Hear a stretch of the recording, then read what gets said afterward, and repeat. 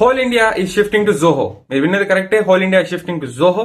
Technically మనం ఇప్పటి వరకు గూగుల్ పైన, మైక్రోసాఫ్ట్ పైన డిపెండ్ అయ్యాం, బట్ ఇప్పుడు మనకు ఆ అవసరం లేదు. Google and Microsoft big companies వాళ్ళ ప్రోడక్ట్స్ మనం ఏవైతే ఇప్పటి వరకు ఇండియాలో వాడుతున్నామో ఆ ప్రతి ఒక్క ప్రోడక్ట్ కి రీప్లేస్మెంట్ అనేది మన జోహో కంపెనీ కనిపెట్టింది.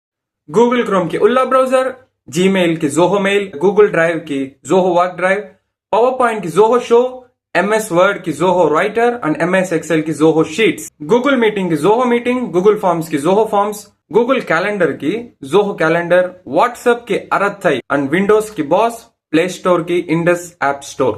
వాట్సాప్ ని రీప్లేస్ చేసే అరథై ఏదైతే ఉందో వాళ్ళకు గేమ్ చేంజర్ గా నిలిచింది.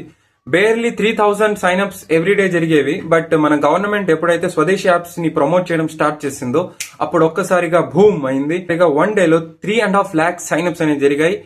ఈ Arattai app pure desi app, no spying, no data transfer. ఇది మనకు హామీ ఇస్తుంది, ఎందుకంటే ఇది మన ప్యూర్ ఇండియన్ యాప్. మన ఇండియన్స్ కి వాట్సాప్ ఎలా అంటే మనం ఇంట్లో చాయ్ చేసుకునే స్టీల్ టంబ్లర్ ఎలానో అలా మనం వాట్సాప్ ని కూడా మనం యూజ్ చేస్తుంటాం డైలీ.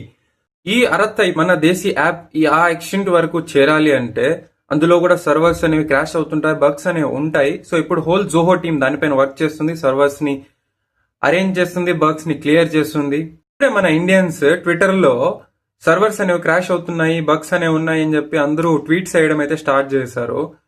ట్రాఫిక్ లో 20లో పోయే బండిని ఒక్కసారి 120లో నడపమంటే ఎవరి వల్ల అవుతుందా? సో అలాగే in the same way Zoho company founder కూడా దానికి అడ్మిట్ చేసుకున్నారు ఆయన ఓపెన్ గా. మేము దాని కోసం రెడీగా లేము, మేము నవంబర్ లో దాన్ని బిగ్ లాంచ్ చేయాలనుకున్నాము, బట్ ఇండియా మాకు సర్ప్రైజ్ ఇచ్చింది. సడన్లీ అన్ని సైన్అప్స్ పర్ డే జరిగి ఇప్పుడు మనం ఇండియన్స్ గా మనం చేయాల్సిన పని ఏమంటే దాని గురించి నెగిటివిటీ స్ప్రెడ్ చేయడం ఆపాలి. Until and unless it reaches it potential, అప్పటి వరకు మనం పేషెన్స్ అనేది ఉండాలి మనకి. ఒకవేళ మనం పేషెన్స్ గా లేకుండా దాని గురించి నెగిటివిటీ స్ప్రెడ్ చేసినట్టయితే మనం దాన్ని కంప్లీట్ గా కోల్పోయే అవకాశాలు కూడా ఉన్నాయి. ప్రోగ్రెస్ అనేది స్లోగా ఉంటుంది, but it last for ever. గుర్తుపెట్టుకోండి, శ్రీధర్ వేంబు గారు కూడా ఇదే సైకాలజీతో ఆయన కంపెనీని అయితే స్టార్ట్ చేశారు. ఆ యాప్స్ అన్నింటినీ వాటి పొటెన్షియల్ ని మనం రీచ్ అయ్యేంత వరకు వాటిని మనం టెంపరీలీ యూజ్ చేస్తూ వాటిని మనం సపోర్ట్ చేద్దాం. అప్పటి వరకు దాని గురించి నెగిటివిటీ చెప్పడం మనం ఆపేద్దాం.